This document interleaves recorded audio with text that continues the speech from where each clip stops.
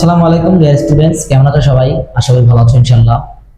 ভিডিওর থাম্বনেল দেখে তোমরা বুঝতে পারছো আজ আমরা কি নিয়ে আলোচনা করব। হ্যাঁ, আজ আমরা আলোচনা করব ইলেকট্রন বিন্যাসের নীতি।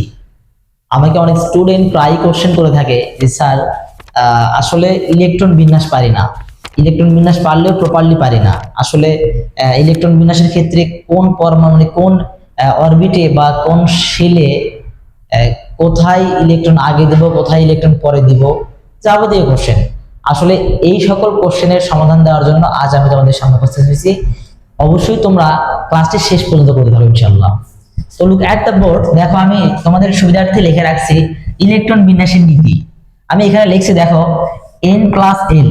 কি লিখছি দেখো, n প্লাস এল এর মান কম হলে সেই অরবিটালে অর্থাৎ n প্লাস এল এর মান যদি কম হয় সেই অরবিটে বা অরবিটালে বা উপশক্তি স্তরে ইলেকট্রন আগে প্রবেশ করবে, এবং n প্লাস এল এর মান যদি বেশি হয় সেই অরবিটালে ইলেকট্রন পরে প্রবেশ করবে। তোমরা জানো যে অরবিট বা অরবিটাল কি?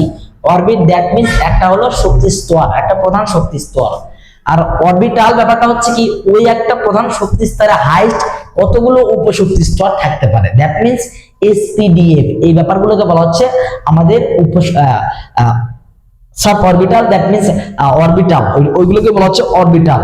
মেইন অরবিটটা হচ্ছে আমাদের, আমরা জানি যে K L M N, that means এইরকম যে কে এল এম এন, এগুলোকে বলা হচ্ছে মূলত অরবিট, দ্যাট মিন্স একটা শক্তি স্তর বা কক্ষপথ। আর এই কে এল এম এন, এই যে এইগুলোতে অর্থাৎ এই প্রধান শক্তি স্তরগুলোতে হাইস্ট কতগুলো উপশক্তি স্তর, দ্যাট মিন্স এসপিডিএফ থাকতে পারে। এই ব্যাপারগুলোকে বলা হচ্ছে আমাদের অরবিটাল। অর্থাৎ মনে রাখবা, আমি এই অরবিট এবং অরবিটালের উপর অবশ্যই একটা লেকচার দিয়েছি ইতিপূর্বে, তোমরা অবশ্যই সেই ক্লাসটি দেখে আসতে পারো ইনশাআল্লাহ, তাহলে বেশি তোমাদের ধারণাটা ক্লিয়ার হয়ে যাবে। তো লক্ষ্য করো, আমি যেটা দেখাতে চাচ্ছি সেটা হলো এইরকম যে কিভাবে ইলেকট্রন বিন্যাস করা যায়, অর্থাৎ একটা পরমাণুতে ইলেকট্রন কখন আগে প্রবেশ করবে, কখন পরে প্রবেশ করবে, একটা শক্তি স্তরে কখন ইলেকট্রন আগে যাবে, কখন ইলেকট্রন পরে যাবে, এবং ইলেকট্রন আগে কেন যাবে, পরে কেন যাবে। তো এই সকল কনফিউশন দূর করার জন্য এই ক্লাসটি অবশ্যই মনোযোগ সহকারে দেখতে হবে। তো দেখো, n প্লাস n এর মান যেখানে কম সেখানে ইলেকট্রন আগে ঢুকবে, আর n প্লাস l এর মান যেখানে বেশি সেখানে পরে ঢুকবে। এখন কোশ্চেন হচ্ছে what is n, what is l? Look at the board. আমি তোমাদের বোঝার সুবিধার্থে আমি এখানে কিন্তু অবশ্যই ইনক্লুড করে রাখছি বা সাইড নোট করে রাখছি যে কি n হচ্ছে প্রধান কোয়ান্টাম সংখ্যা। ও মাই গড, এখন চলে আসো যে কোয়ান্টাম সংখ্যাটা কি। লিসেন টু মি, এই কোয়ান্টাম সংখ্যা বুঝতে হলে অবশ্যই তোমাকে কোয়ান্টাম সম্পর্কে সাময়িক একটা আইডিয়া রাখতে হবে। আর কোয়ান্টাম নাম্বার বা কোয়ান্টাম সংখ্যা সম্পর্কে আইডিয়া রাখার জন্য অবশ্যই আমার ভিডিও ডেসক্রিপশন লিংকে গেলে তোমরা অবশ্যই দেখতে পাবে যে কোয়ান্টাম সংখ্যা কি বা কোয়ান্টাম সংখ্যা প্রপারলি ডিসক্রিপটিভলি আলোচনা করা হয়েছে ওইখানে। তো তারপর আমি একটু বলার চেষ্টা করছি যে কোয়ান্টাম সংখ্যা দ্যাট মিন্স যে এমন একটা সংখ্যা বা এমন একটা সংখ্যা যে সংখ্যার মাধ্যমে কোন একটা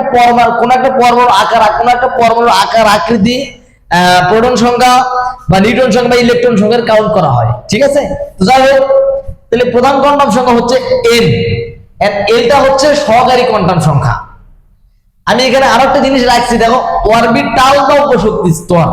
এই অরবিটাল বা উপশক্তি স্তর, লক্ষ্য করো উপশক্তি স্তর চারটি, একটা হলো এসপিডিএফ, তোমরা জানো এগুলো। লক্ষ্য করো আমি এখানে লিখছি কি n প্লাস l এর মান যদি কি হয়, কম হয়, সেই অরবিটে ইলেকট্রন আগে প্রবেশ করে, আর n প্লাস l এর মান যদি বেশি হয় সেই অরবিটে ইলেকট্রন পরে প্রবেশ করে।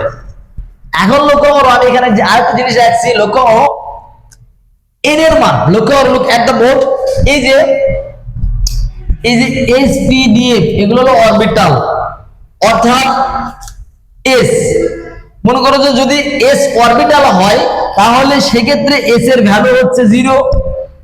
যদি p অরবিটাল হয় সেক্ষেত্রে p এর ভ্যালু হচ্ছে 1। যদি d অরবিটাল হয় সেক্ষেত্রে d এর ভ্যালু বা মান হচ্ছে 2। যদি f অরবিটাল হয় তাহলে সেক্ষেত্রে f এর ভ্যালু হচ্ছে 3। অর্থাৎ 0 হলে হয় s অরবিটাল, 1 হলে হয় p অরবিটাল, 2 হলে হয় d অরবিটাল, এন্ড 3 হলে হয় f অরবিটাল। মানে s এর ভ্যালু হলো 0, p এর ভ্যালু হলো 1, d এর ভ্যালু হলো 2, f এর ভ্যালু হলো 3। এখন এই যে n প্লাস l এই মানগুলো যোগ করে যদি কম বেশি হয় সেক্ষেত্রে ইলেকট্রন আমরা সেই মানে যেই অরবিটে ইলেকট্রন যেই অরবিটে n প্লাস l এর মানটা কম হবে সেখানে আগে ইলেকট্রন দেব, আর n প্লাস l এর মান যেখানে বেশি হবে সেখানে পরে দেব। আসলে এই বিষয়টা বোঝানোর জন্য বা ক্লিয়ার করার জন্য অবশ্যই একটা এক্সাম্পলের দরকার। তো এই এক্সাম্পলের মাধ্যমে আমি তোমাদেরকে এই যে ইলেকট্রন বিন্যাসের নীতিটা ক্লিয়ার করে দেবো ইনশাআল্লাহ। অবশ্যই ক্লাসটি দেখতে থাকো সে পর্যন্ত। তো লক্ষ্য করো আমি এখানে একটা উদাহরণ লিখছি, উদাহরণ 1 লিখছি পটাশিয়ামের। কি লিখছি দেখো, পটাশিয়ামের সর্ববহিষ্ঠ শক্তি স্তরে ইলেকট্রনটি 3d। কি লিখছি লক্ষ্য করো, এখানে আমি লিখছি 3d। এই 3d অরবিটালে না গিয়ে 4s অরবিটালে যায় কেন? অর্থাৎ পটাশিয়ামের ইলেকট্রন বিন্যাসের সময় পটাশিয়ামের ইলেকট্রন বিন্যাসের সর্ববহিষ্ঠ শক্তি স্তরে যে ইলেকট্রনটা থাকবে সেটা আমার 3d অরবিটালে না গিয়ে 4s অরবিটালে কেন যায়? আমরা জানি যে লুক এট দ্য বোর্ড, আমরা জানি যে s p d n হলো f। এটা হচ্ছে 1 নাম্বার, এটা 2 নাম্বার, এটা 3 নাম্বার, এটা 4 নাম্বার। সিকোয়েন্স বা সিরিয়াল অনুসারে কিন্তু d তে যাওয়ার কথা ছিল, কিন্তু সেখানে না গিয়ে 4s এ কেন যায়? এটাই তো এই কোশ্চেনটার আনসারের মাধ্যমে আমি তোমাদের বুঝাই দেবো ইলেকট্রন বিন্যাসের নীতি ব্যাপারটা আসলে কি। লক্ষ্য করো আমি এই জিনিসগুলো একটু মিশাই দিচ্ছি, আমার স্পেসের দরকার যেহেতু।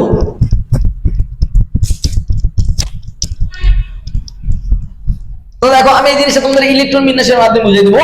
তো লক্ষ্য করো এই যে পটাশিয়াম, আমাকে প্রথমত জানতে হবে যে পটাশিয়ামের প্রতীকটা কি। আমরা জানি যে পটাশিয়ামের প্রতীক হচ্ছে কে, তার কারণ পটাশিয়ামের একটা ল্যাটিন নাম আছে সেটা হচ্ছে ক্যালিয়াম।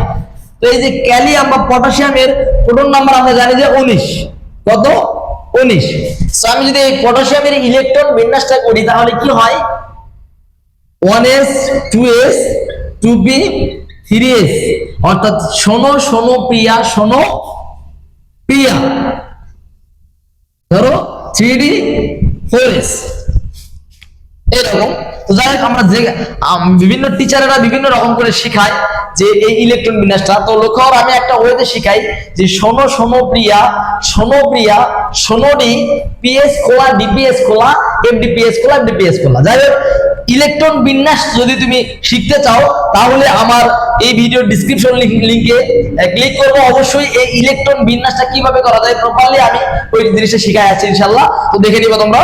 এখন লক্ষ্য করো যে আমরা জাস্ট ইলেকট্রন গুলো দিব। আমরা জানি যে s অরবিটালে ইলেকট্রনের ধারণ ক্ষমতা 2 দিয়ে দিলাম, এখানেও তাহলে 2। আর p অরবিটালে ইলেকট্রন ধারণ ক্ষমতা কত? 6। আর s অরবিটালে ইলেকট্রন ধারণ ক্ষমতা কত? ধারণ ক্ষমতা হচ্ছে 2। আর এই p তে কত? p তে 6। লক্ষ্য করো আমি ইলেকট্রনটা গণি, 2 2 এ 4 8 2 এ 6 6 2 এ 8, মিস্টেক হলো মাই মিস্টেক, 2 2 4 4 6 10 10 2 12 12 আর 6 হলো 18। লুক এট দ্য বোর্ড, আমাদের ইলেকট্রন আছে 19টা, তাহলে অলরেডি ইলেকট্রন হয়েছে কয়টা? 18টা। এখন ইলেকট্রন বাকি আছে একটা। তো লক্ষ্য করো সেই একটা ইলেকট্রন আমি 3d তে দেব না 4s এ দেব? কনফিউজ। এটাই কোশ্চেন যে ইলেকট্রন বিন্যাসের ক্ষেত্রে ইলেকট্রন কোথায় আগে দেবো কোথায় পরে দেবো। এখন লুক এট দ্য বোর্ড, আমাদের সেই গল্পে চলে যাও যে আমাদের এখানে লেখা ছিল সেই অরবিটালে ইলেকট্রন আগে যাবে যেই অরবিটালে n প্লাস n এর মানটা কম, আর সেই অরবিটালে ইলেকট্রন পরে প্রবেশ করবে যেই অরবিটালে n প্লাস n এর মানটা বেশি। তো লুক এট দ্য বোর্ড আমি এখানে দেখাচ্ছি যে আমরা কিন্তু জানি যে আমরা কিন্তু এখানে একটু লিখে রাখি যে এখানে একটু দেখা যায় 0 1 2 3।